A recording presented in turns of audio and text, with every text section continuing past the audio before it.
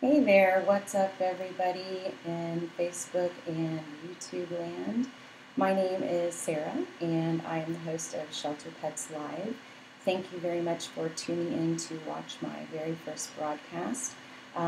Today, the broadcast is going to be a little bit different than what you can expect on a daily basis. I'm still getting everything set up and ready to go for tomorrow, which is going to be the first official broadcast where you'll actually be seeing dogs from some of the shelters I'll be working with. So, just a little bit about myself. Like I said, my name is Sarah. I live in Victoria, Texas, and my experience with shelter work is actually relatively new compared to everybody else that has been doing rescue for a lot longer than I have. I've only been involved for a little bit over 2 months, but I have really learned a lot in a very small amount of time. And my experience on social network with working with rescues, it's a very noble cause. There are a lot of wonderful people out there, not only in Texas but nationwide, and actually in Canada as well, that are working with Save Dogs out of Texas. And unfortunately, Texas seems to be one of the states with some of the worst issues with rescue and shelter animals being stuck in small, sometimes underfunded and understaffed shelters. And unfortunately, we also have a really big issue with overpopulation of animals, because there are a lot of animals out there straying on the streets that are actually not spayed or neutered. So we have a little bit of a population issue with mamas and puppies and just random dogs running around, especially the south part of Texas seems to be worse than other parts of the states. Don't get me wrong. There's definitely other parts of Texas that are also pretty bad. But it seems that the closer you go to the border, the worse the issue becomes. As I said, I've only been doing this for about 2 months, but some of the stuff that I have seen as far as euthanization statistics is pretty heartbreaking. And I just started trying to think about different ways that I could try to do my little part to try to help. So I started trying to think of ways that I could combine live broadcasting with rescue efforts. So I kind of just came up with the idea to combine Facebook Live and YouTube Live with broadcasting from local shelters, and not only not local shelters, but also statewide. So I started kind of putting together a little bit of a plan, got some agreements from a couple of different shelters that I'll be working with, and I think that if everything goes according to plan, I think it could make a really big difference. It's something that I want to be able to share with other people, so that they can try to implement it in their own communities to try to save their local shelter animals. So keeping my fingers crossed that it works, because if it does, I think that we could really save countless lives. And my goal would be to get the entire state of Texas to be no-kill. I know that sounds like a very lofty goal, and it is. but I think that it could definitely be done, like I said, if the right components are put together and it's done correctly. I think it could be something that would be easily reproducible. So, just a little bit more about Shelter Pets Live. I'm going to be working with 5 different high kill shelters across Texas. I have 2 signed on for sure, and I'm talking to 3 more. I'm pretty darn sure that they're going to be signed on as well. I just have to, get things buckled down and make sure that they have videographers in place that can help me shoot some live footage from inside the shelter. Basically, the way it's going to be set up is, as you can see, I have a studio here in my home where I'm going to be broadcasting from Monday through Friday, and I have someone on shelter staff or a volunteer in place to do live footage broadcasting from the shelter, where they will be showing the different dogs and eventually cats. Like I said, it's called Shelter Pets because I want to be able to include as many types of animals that are stuck in a shelter or need rescue type circumstance.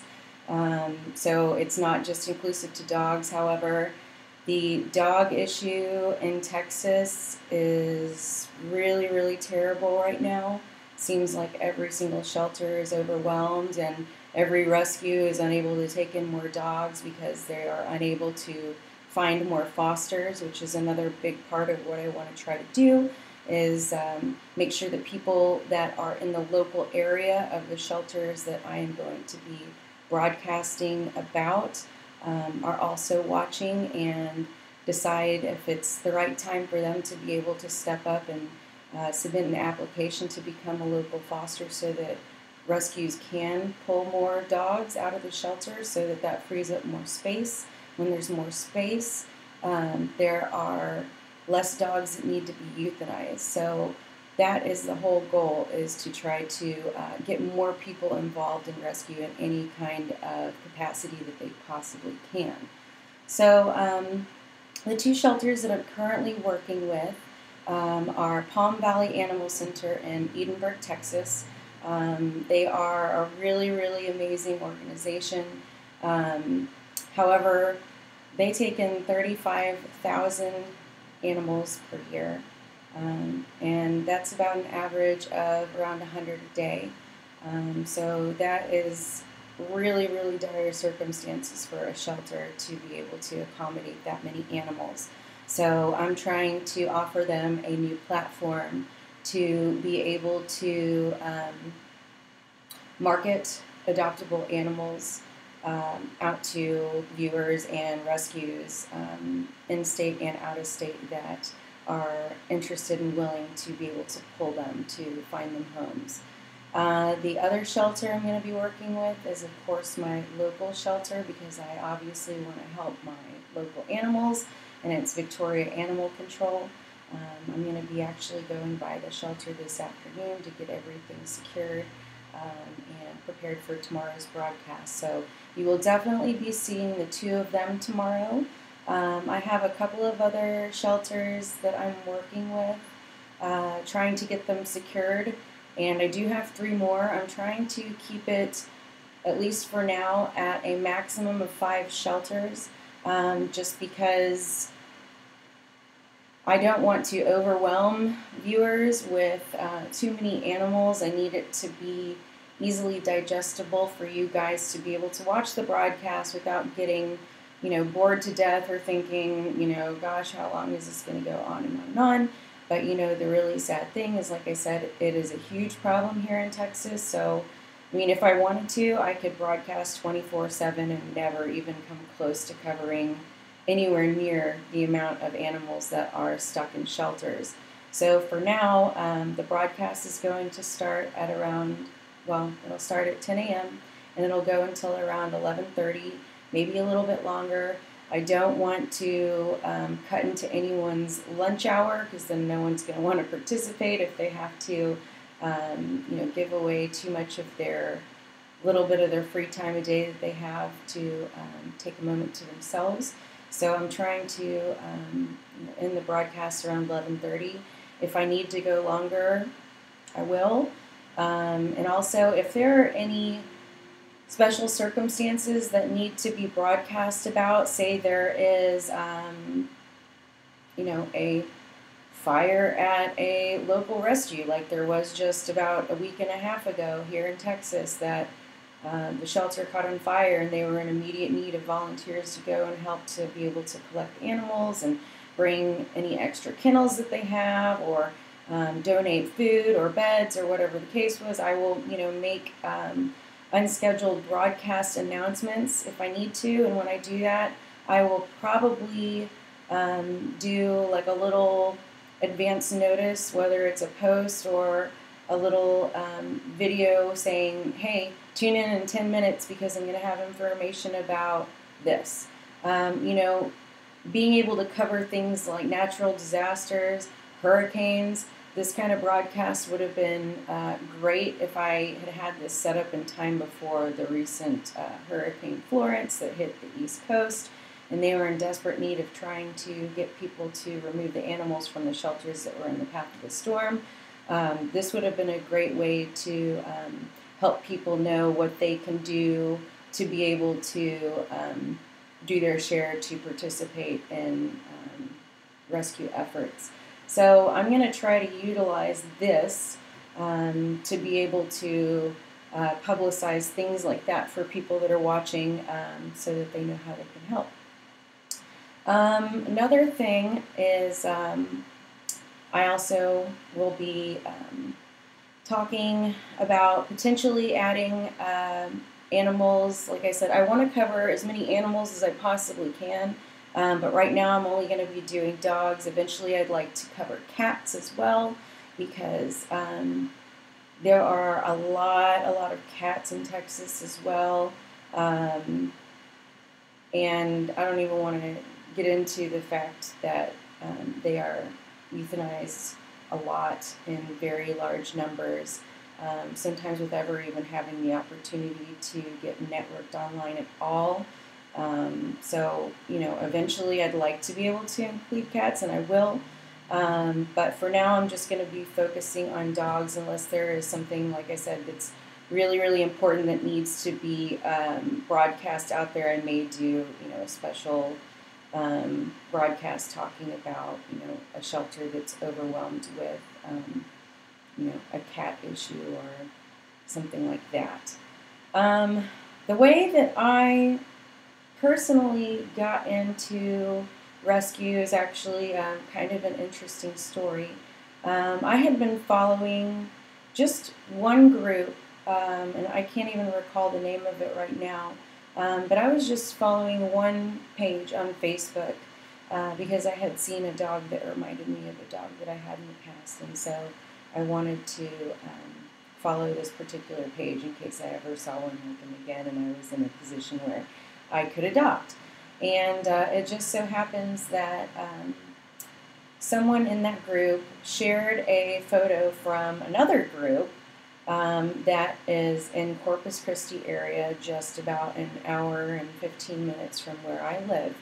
And this dog really, for whatever reason, tugged at my heartstrings particularly. And this day, I was just feeling extra guilty about having a little bit of extra space in my house that was not being used. It's actually now been turned into my studio. But I decided that, this dog was potentially going to be getting euthanized that day at 5 o'clock, close of business, if someone didn't step up as a foster for an interested rescue organization. And I just decided, I can't look at this dog and I can't see him get euthanized knowing that I live so close. I have this extra little bit of space. It's only for a short amount of time. I'm going to step up. I'm going to go ahead and do it. So I did, and I filled out the paperwork. It was a very quick and easy process. Sent the documents back, was approved by the rescue organization, and went to collect the dog. And when I brought him home, I had him for a couple of weeks. I was responsible for taking him to his vetting appointments, to get vaccinated, to get his spay and neuter done. Well, actually, just his neuter.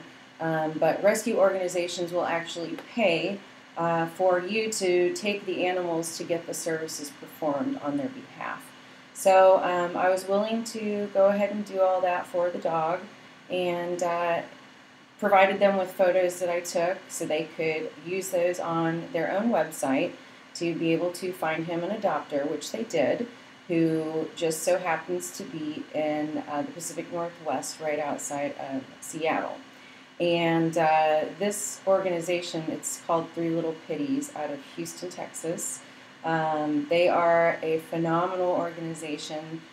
They do so much for so many dogs, and they work specifically to transport animals out of state because, believe it or not, while Texas has a huge overpopulation issue, other states in the north part of the United States have a shortage of adoptable animals, which is fantastic.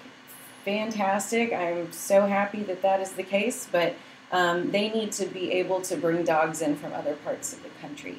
So they ship, whether it is by plane or they have a ground transport that they work with. I think every 2 weeks maybe they have groups of dogs that get sent up.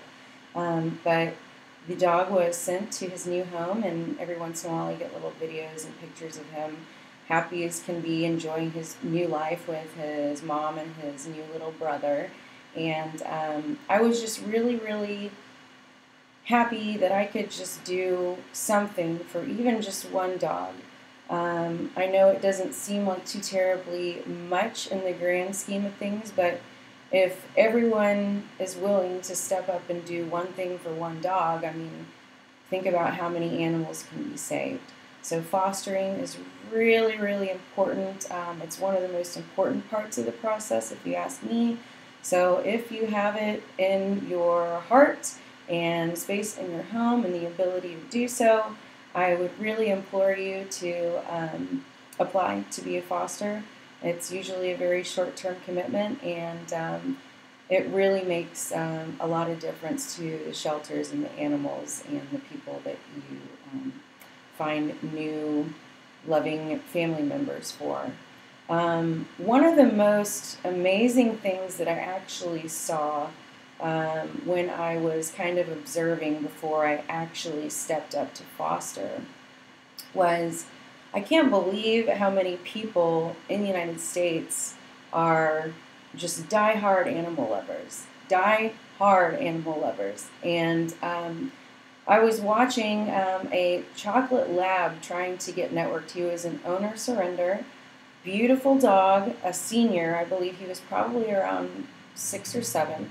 And he'd been with the same family his whole life, and I don't remember what the case was, but for whatever reason, he had to be surrendered. And owner surrenders, unfortunately, in Texas, have 0 hold time. That means when they are brought to the shelter, they are not guaranteed any time to stay in the shelter. They can be killed within 5 minutes of being walked through the door, and that is just absolutely heartbreaking to me. And you could tell this shelter really, really did not want to euthanize this dog because he was just the perfect family animal for somebody. So they were trying everything they possibly could to get him networked out as quickly as possible. And I could not believe how many shares this animal got. I mean, he got like 1,000 shares. People were pledging left and right to be able to donate money to any rescue who would step up to take him. And for whatever reason, I don't know why, but no foster stepped up, no rescue was able to tag, and the dog was at risk of euthanasia the very next day. Well, I couldn't believe it, but the very next morning, I mean, I almost didn't sleep that night because I kept thinking about this poor dog. And the next morning, I got on my phone to look and see if there was any kind of a status update, because shelters are usually really good at updating their status so that you have a good idea of what's going on. Sometimes they can't because they're volunteer run, and you may not get an actual status update until you know, a little bit of time has passed before they've either been tagged for rescue, adopted, or unfortunately euthanized. So I wasn't really sure if I was going to see much of an update, but to my astonishment, the dog had found an adopter. But not only was it an adopter, it was an out-of-state adopter. And the way a lot of these shelters work is you have to adopt in person. You cannot say, I'll take the dog and you live up in New York and send me the dog, because it's just not how it works. And in a future broadcast, I'm going to explain exactly how that does work so you can understand how things in Texas operate to be able to get animals out of the shelter. So anyway, the out-of-state adopter was so in love with this dog, he drove all night from Tennessee and was the first person waiting outside the shelter door when it opened. And I just could not believe that someone was willing to drive all that way to be able to save one dog in South Texas to take him home to Tennessee. And it just really touched my heart, because I thought, you know, if someone's willing to do all of that, who knows how fast he was driving to be able to get here that quickly. But he made it, and he saved this dog, and he now has a wonderful, loving new family member. And I just thought, you know, if there's anything that I can do, you know, like that, I want to be able to do my part. So that's kind of the impetus that kind of started me thinking about how can I play a role in this whole rescue process, because it really is a process. It's not difficult. You just have to kind of get used to it and learn how things work, because I know for a fact that there are so many people that want to help animals and are willing to do X, Y, and Z to help, but they just don't understand the process. There's not a whole lot of education out there for them to be able to understand how it works and what they can do. So that's going to be another big part of this broadcast, is to be able to educate people on things that they can do to help animals, from stepping up to foster to advocating for animal welfare laws and changes in those, because God knows here in Texas we absolutely need some major changes. It's frankly very embarrassing, to be honest with you.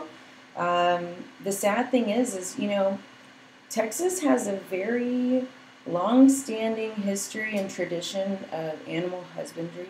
You know, our state is basically synonymous with our partnership with horses, from, you know, working with them in a partnership on ranches, to domesticated dogs that we use also on ranches, and you know, also besides having family members for hunting. We just have a long history of animal love and respect. And after doing some volunteer moderating on a couple of shelter pages here in Texas, I was seeing a lot of really disparaging things being said about Texas and Texans and Texas shelters. And like I said, it's much different up in the north part of the United States, so I don't think there's a very clear understanding of how bad it is down here. I was seeing people commenting, saying things like, you know, you Texans are murderers, you like to kill puppies, and y'all don't want animals to get out of the shelter, you just want to kill them. And like, that is so far from the truth. Texas is a big state with a very big heart, and the fact that people would assume that we want to kill animals just for the sake of killing them, it's not true. It's not right. Please don't say it, because there are so many more millions of animal lovers here in the state than there are people that don't care to try to help or assist them. So please, if you're watching this and you ever come across any shelter pages that are having a hard time getting animals out of the shelter, please don't say things like that, because like I said before, a lot of these shelters are run by volunteers. And volunteers are people that clearly want to help animals. So please don't discourage them from doing what they're doing, because they have to answer the same questions all day, every day. They work in their spare time. Sometimes they have full-time jobs and they only work in like the couple of hours after they get home, you know, before they even eat their dinner, after they eat, you know, they put their kids to bed and they work until midnight till they can hardly keep their eyes open to go to sleep. And then they get up and they do it all again the next day. So please be kind to the volunteers and understand that they are doing everything that they possibly can to save these animals and get them out. So please, if you want to be able to help these animals, do things like share the post online so that people, whether they're local to the shelter or in the state or out of the state, if they can help, they will. So do your part to share, because the more eyes that see the posts, the better chance the animal has to get out. You just never know who's going to see it and want the dog and be willing to step up for them. Another thing that you can do is you can pledge to donate money to whatever rescue steps up to take the dog. The way it works is pledges that are posted on Facebook underneath the picture of the dog are used to attract rescues, because rescues are 501c3 nonprofit organizations. That means they basically survive off of donations. And if an animal is in a shelter and needs to get out, and say they have medical needs, they have heartworms, they have a broken leg, they have skin infections or upper respiratory infections, these are all things that need to be paid for when they go to vet. And that's all money that has to be paid out of their pocket. Now, if a dog in a shelter has hundreds of dollars worth of pledges that people that are out of the goodness of their heart donating to the animal, then it's easier for them to be able to step up and tag the animal to be pulled from the shelter, because they know that there's going to be money donated to them so that they can help pay for any kind of veterinary or transport or boarding or any kind of additional needs for the animal. Now, here is the tricky thing that most people that are involved in animal rescue have already experienced. It is very difficult to collect pledges, because although people are very well intended and have no plan on not honoring their pledges, a lot of these people do it a lot, all day. And so they pledge to this dog, they pledge to that dog, and sometimes it's really hard to keep track of them. And the only way that these pledges can be collected is that when the rescue organization pulls them, the shelter will, on the post the PayPal address to the pulling rescue. And it is up to you to know that PayPal address has been posted and to honor your pledge. Now, that is very difficult to do. Like I said, it's hard to keep track of unless you're like going back and looking every single day to see, did they get rescued? Did they get rescued? You'll never know.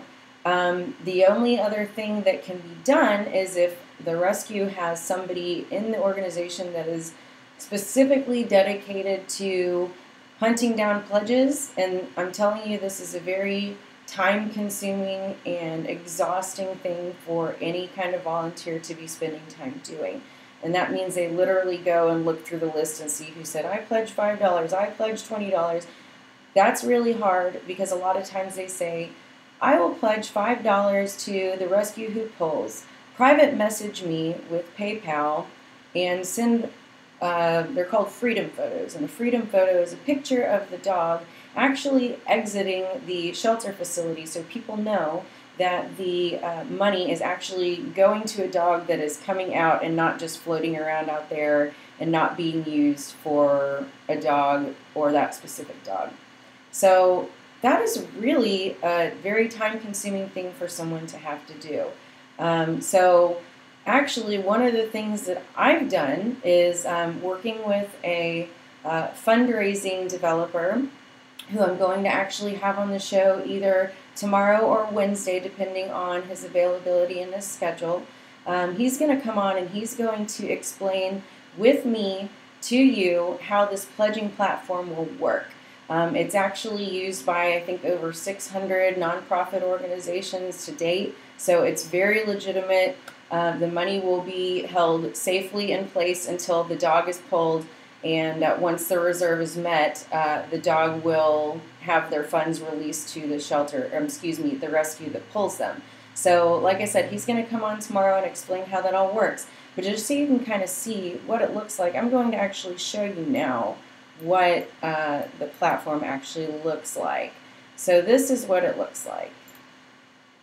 This is just the first page, and see right here it's called Test Dog. This is just an example so you can see what the back end looks like.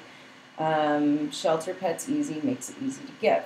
And so you can give all of your donation here. You can select an amount, or you can put your own in right there at the end where it says Other. You can put a custom amount in. And this is what it actually will look like.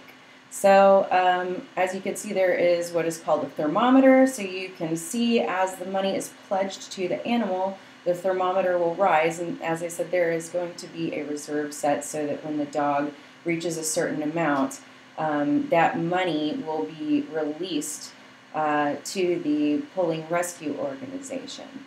And here's another view of what it could potentially look like. It's a little bit busier, but I'm just kind of toying around with the background. And as you can see right above the green and white icon on the left, it has a little picture, and I'm going to make that picture obviously much bigger, but it's a picture of a dog, so you can actually see which dog that you are going to be pledging to. I'm actually in the process of getting a couple more things on the final pledge solution that will make it easier for you to be able to see which dog you're pledging to, so you don't have to click around on a bunch of different pictures. It'll actually be all on one page for each individual shelter. So shelter A that has 30 dogs, there will be one page for shelter A with 30 thermometers, so you can watch the broadcast on Shelter Pets Live, and you can go to the shelter link and look at their page. And if you say, you know what, I really want to help dog number 33, you can go and you can pledge safely your money into the dog's account, and it will not actually be taken from your account until the dog has been pulled by the rescue. So you're not going to be charged up front, but what it does is it makes an online record of people that want to pledge for the dog. So that's actually going to really revolutionize the way pledging is done, I think, because right now, like I said, it's really up to you and your memory to know to go and honor your pledge at the PayPal link, or it's up to a volunteer at the rescue to go and hunt you down and try to get you to fulfill your pledge. Well, this will make it incredibly easy for you to just make your pledge, and you can receive an email that says, hey, dog in kennel number 33 was tagged by a rescue. Please click here to fulfill your $10 pledge. You make one click, the pledge is done. That's it. Over and done with. And the great thing is the way that this software, well, not software, pledging platform is going to be developed is that it's going to be in conjunction with another really cool software that actually just came out, and the developer, when he comes on either tomorrow or Wednesday, is going to be talking to you about that as well. But it makes it to where you only have to log in once with your credentials, and your payment information will be held securely, and you can pledge as many times as you want and never have to fill in your payment details again. Also, it will keep a running tab and record for you to be able to see all of the pledges that you've made, so you don't have to actually keep track of anything. I know that there are individuals that pledge just from the bottom of their heart and the bottom of their purse, but there are people that actually do this for a living on behalf of other organizations. So it's really important for them to be able to keep track of the animals that they do pledge for, so that they can report that type of information back to their organization for accounting purposes. So this is going to make it really, really easy for individuals and organizations to be able to pledge as much as they want and be able to keep a running tally on it. So let's see. Another thing that I said I wanted to do is, besides gaining local fosters so that people can, it looks like I've got a little bit of a lag. Oh, shoot. Okay. Well, I'm just going to keep going and hopefully it'll catch back up. But another of the things that I want to do is to be able to accumulate lists. Okay, good, thank goodness. To accumulate lists of supporting organizations that do auxiliary services for rescue. So that's people that are involved in boarding, people that are involved in transport, and people that are involved in providing veterinary care. So what I'd like to be able to do is, I actually have a list of forms that are on the website shelterpetslive.com, because the main focus of the broadcast is obviously going to be Facebook and Facebook Live. So everything that I talk about is going to be available on the Facebook page. However, there's going to be basically a duplicate of everything that I talk about transferred over to the website, so that if for whatever reason you can't go to Facebook, you can always go to the website. You get all of the same information there. That's including the videos that are going to be live transmitted over there, so you can watch it live there. You can find archives of previous videos from the day before, and then you can also find these different forms that I'm talking about. And what I want to do is to be able to create databases of each of these individual categories, so that when dogs in your area become available for things like this dog needs to be transported from Edinburgh to Houston. If you're a local transporter, you have your information stored on our database, and you can actually be approached and considered to be able to pick up this transport job that is a paid job, so you would be able to make money. Same exact thing for boarding. Hey, there's a dog that doesn't have a foster, but can be transported to your boarding facility for 8 days before it gets vetted to go, out of state to Pennsylvania. So this is just going to be a resource for all things rescue related for people that want to get involved. I'm going to show you how you can do that and how you can potentially make money doing so by assisting in these different rescues. So another thing that I want to be able to do that we're working on, because the way that the fundraising or pledging platform right now is, it's just kind of like a piecemeal solution at the moment, because we're trying to put these different features together to be a more comprehensive solution. In the next couple of weeks it will be available. So right now only certain features are available, but one of the things that I want to be able to do is make it to where you can not only donate to a specific dog, but you can donate to different services. So there's a way you can say, I want to give $25 to Kennel 33, or I'm willing to pay for 5 days of boarding for any dog who needs it. There's going to be an additional account that is kind of more of a catch-all account, so any dog that needs it can utilize that money or that service. So you can just donate specifically to the catch-all. I'll pay for, 2 spay and neuters, which by the way can be as cheap as $30 depending on the size of the dog and the age and the weight. So I mean, there are ways that you can really help animals that need to have services donated for not a lot of money. So you can actually donate to just a catch-all account. And right now the way that's kind of done is if you find out a dog is getting neutered at X facility, you can call the facility and ask for their PayPal information and PayPal it to them there. But this is, I'm filing the documents to become a 501c3 nonprofit organization myself. It's going to take a couple of months to actually get the approval. So it's a little bit of a process that has to be completed. But eventually I'm going to be a nonprofit organization. So I want to be able to obviously take on donations from the general public to disperse to animals that need specific services, or to rescue organizations, or to shelters that can accept donations. And which, by the way, I'm also going to be listing the different shelters that I work with. I'm going to list their Amazon wish lists and needs for specific items like bleach, detergent, cat treats, things like that. I'm going to have those listed on the website, and we'll talk about them with the shelters as they are broadcasting. Trying to think of anything else that I would like to discuss before I wrap up today's show. But just a little quick view so you can see what the Facebook page looks like, because I would love it if you're not already a fan. Please go to the Facebook page. It looks like this, Shelter Pets Live.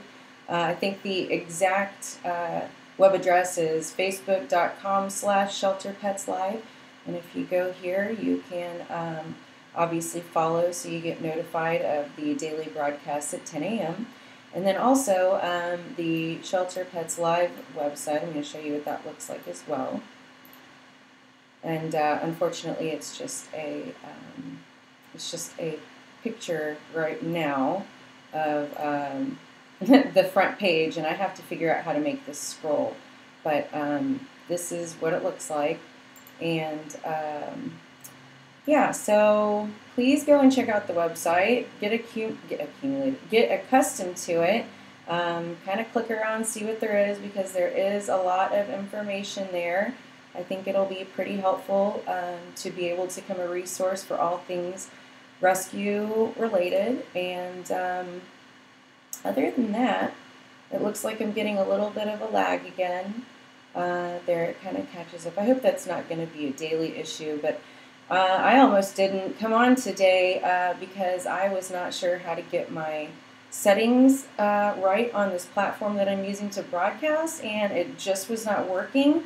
So I was up until about 1 o'clock this morning getting it figured out, and finally, thank you God, it worked. So here I am. I hope that you enjoyed my first broadcast.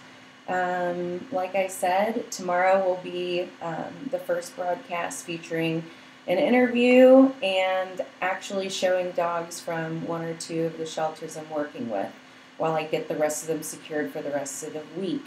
So I hope you enjoyed. Thank you very much for watching. I hope I didn't drone on and on, but hopefully I'll see you here tomorrow, and I look forward to saving some animal lives with you, the viewers, and the rescuers that are hopefully going to be watching. Please share this with anybody who's involved in animal rescue or potentially looking to adopt an animal. And I'll see you tomorrow. Bye.